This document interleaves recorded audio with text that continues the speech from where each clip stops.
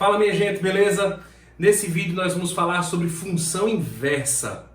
Mas primeiro eu vou ter que falar de alguns tipos de funções até a gente chegar lá, tranquilo? Então vem comigo. Olha só, o primeiro tipo de função que eu quero mostrar para vocês é a função injetora. Beleza. Agora, o que seria uma função injetora? Ora, eu posso te adiantar o seguinte. Na função injetora, cada elemento do domínio tem a sua própria imagem. Então, para ficar mais simples, a gente pode dizer o seguinte. Cada elemento do domínio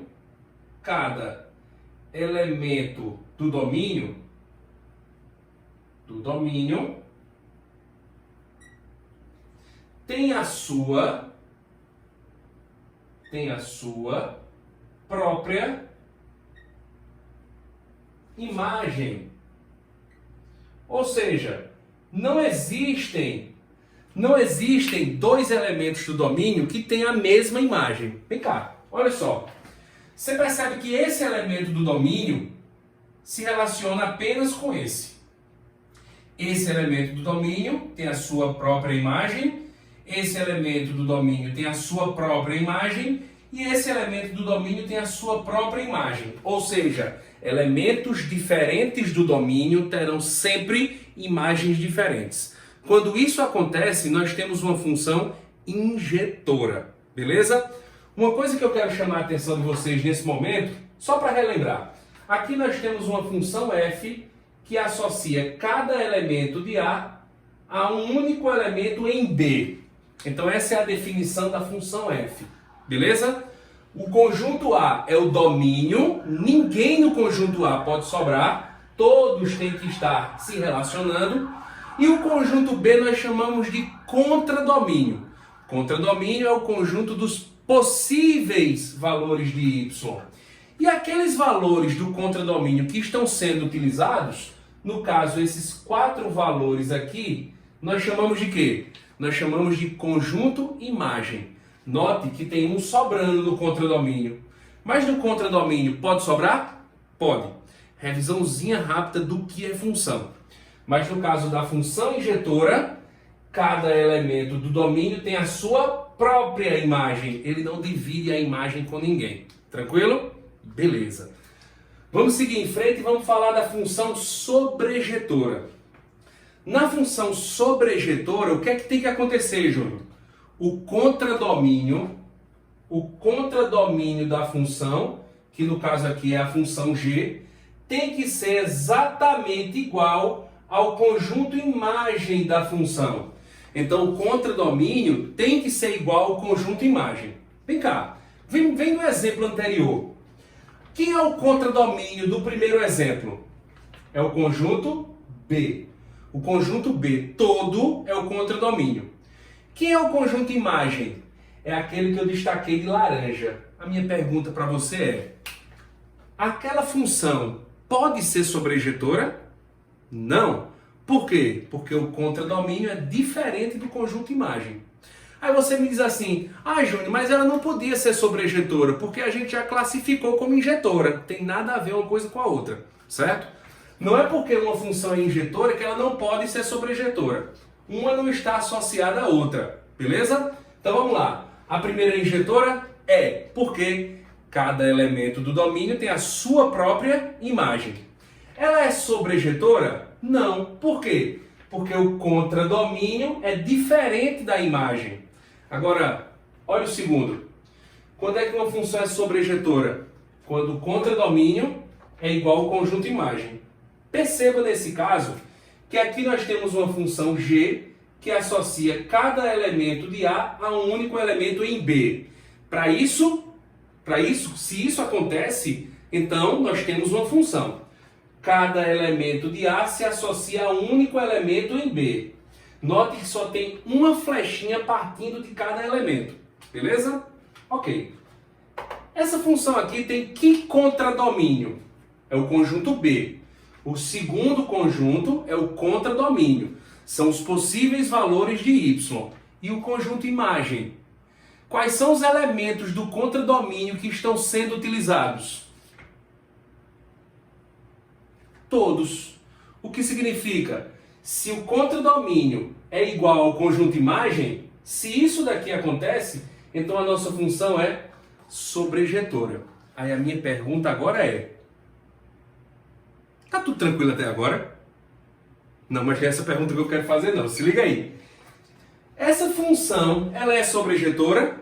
É. Por quê? Porque isso acontece. Ela é injetora? Quando é que ela é injetora? Quando cada elemento do domínio tem a sua própria imagem. Vem cá. Tá vendo esses dois elementos aqui diferentes? E as suas imagens? É a mesma. Então, o que foi que aconteceu aqui? Nós temos uma função que ela é sobrejetora, mas não é injetora. Por quê? Porque existem dois elementos do domínio com a mesma imagem. Eu acho que agora, inclusive, ficou mais claro que é uma função injetora. Cada elemento tem que ter a sua própria imagem. Beleza? E para finalizar, a função que nós chamamos de bijetora. O nome já está dizendo, né? Bi. Uma função é bijetora se ela for ao mesmo tempo injetora e sobrejetora. Então se liga. Essa função aqui, cada elemento tem a sua própria imagem. Então ela é o quê? Ela é injetora. Beleza? E outra coisa. Quem é o contradomínio? Aqui nós temos uma função H que associa cada elemento de A a um elemento em B. O contradomínio é B. E quem é o conjunto imagem? O conjunto imagem é o próprio conjunto B. Isso significa dizer que além de injetora, ela é sobrejetora. Se ela é sobrejetora e injetora, significa dizer que ela é bijetora. Beleza? Agora vê só. Júnior, tudo bem. Eu acho que eu entendi. O que é uma função injetora, cada elemento tem a sua própria imagem, né? Cada elemento domínio. Uma função sobrejetora, o contradomínio é igual à imagem, beleza? E a bijetora tem que acontecer as duas coisas ao mesmo tempo, tranquilo. Mas o que é que isso tem a ver com a função inversa? Presta bem atenção. Uma função f de A em B representa o quê? Uma relação que associa cada elemento do conjunto A a um único elemento do conjunto B. Uma função inversa, ela vai ser representada por f a menos 1, mas não é 1 sobre f não, viu? Isso aí é só para representar a função inversa, é só uma notação. F a menos 1, ela associa um elemento de B a um elemento de A. Um elemento de B a um único elemento em A. O que é que você percebe que aconteceu aí? O que foi que eu fiz? Primeiro, a função f associa de A em B. E o que é que a função inversa faz? O inverso. Associa de B para A.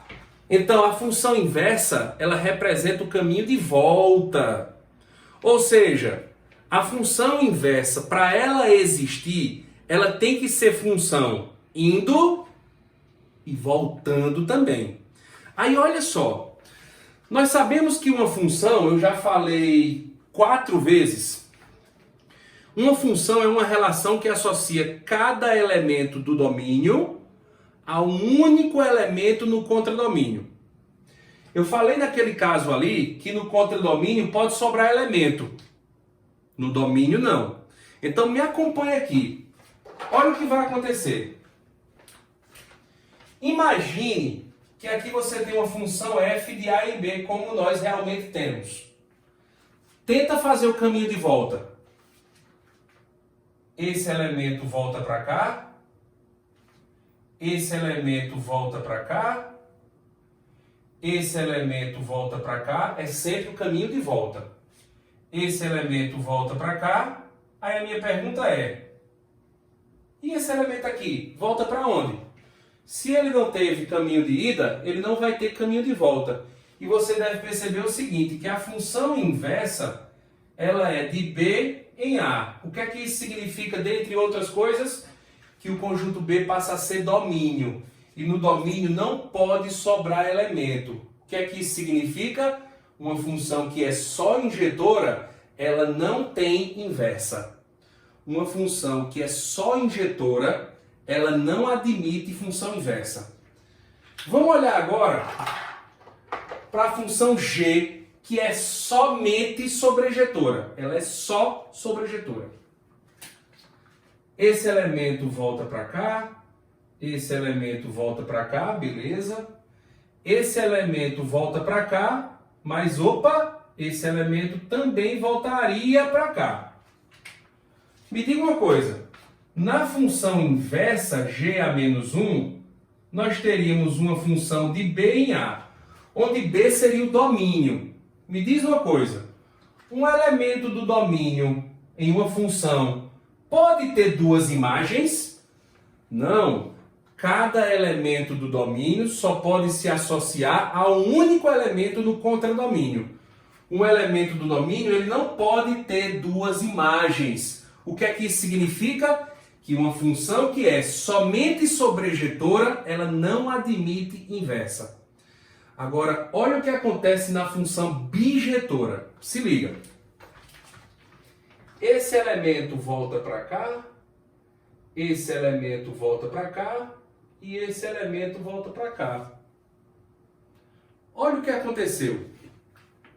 A função h-1 de b em a, ela existe. Tu sabes por que ela existe? Porque ser bijetora é condição necessária para que uma função admita inversa. Vou anotar isso aqui para vocês. Se liga. Ser bijetora é condição necessária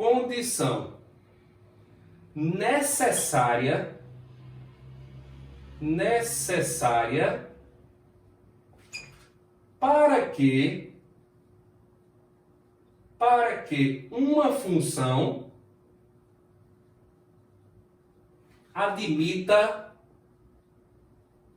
admita inversa.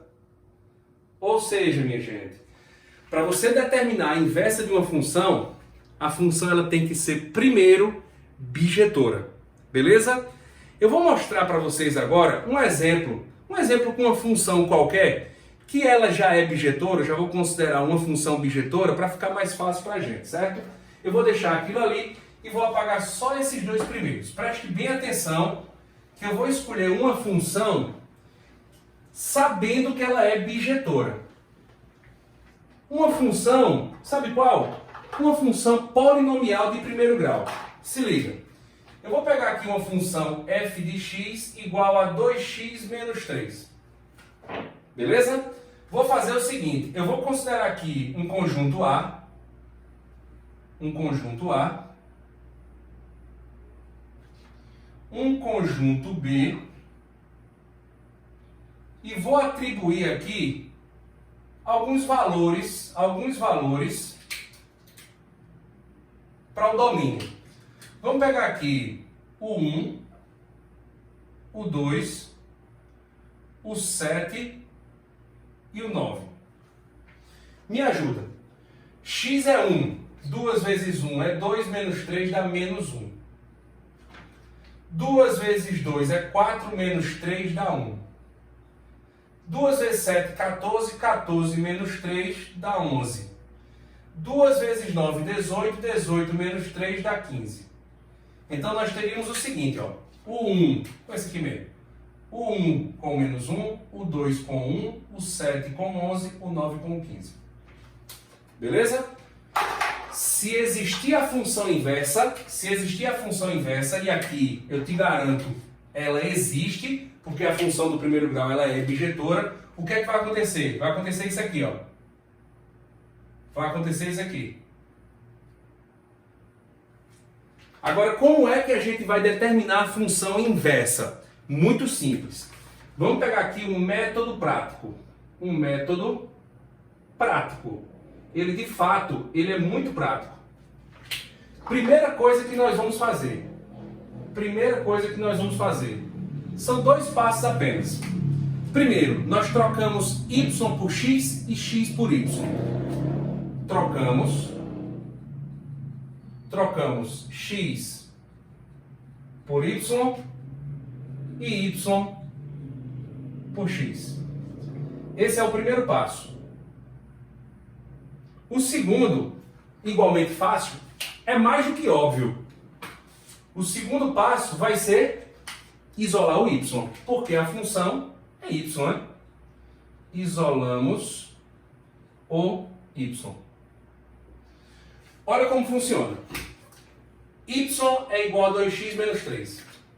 Y é igual a 2x menos 3. Qual o primeiro passo? Trocar y por x e x por y. Então, no lugar do y, você escreve x. No lugar do x, você escreve y. Matamos o primeiro passo. Qual o segundo? Isolar o y. Então, ó, esse menos 3 vai passar para cá. X mais 3 igual a 2y. E o 2 que está multiplicando, você vai passar dividindo. Y vai ser igual a x mais 3 dividido por 2. Minha gente, essa daqui é a função inversa. Olha como é que a gente pode escrever ela também. F a menos 1 de x é igual a x mais 3 sobre 2. Beleza, beleza. Quando a gente inverte a função, o que aconteceu com os conjuntos? Eles também trocam. O que era domínio passa a ser contradomínio. E o que era contradomínio passa a ser domínio. Então, na realidade, essa função ela não vai ser de A em B, vai ser de B em A. Aqui nós temos f a menos 1. Vamos ver se dá certo. Pega o menos 1. Menos 1 mais 3. 2. Dividido por 2, dá 1. Outro. 1. 1 mais 3, 4. Dividido por 2, dá 2. Pega o 11. 11 mais 3, 14. Dividido por 2, dá 7. 15 mais 3, 18. 18 por 2, dá 9. Beleza, pessoal? Então, recapitulando. Para que uma função admita a inversa, para que você possa determinar a inversa de uma função, ela tem que ser o quê? Bijetora. E para você encontrar a função inversa é muito simples. Trocamos o x por y e o y por x e isolamos o y, determinando assim a inversa da função. Beleza, minha gente? Valeu, grande abraço. Tchau, tchau.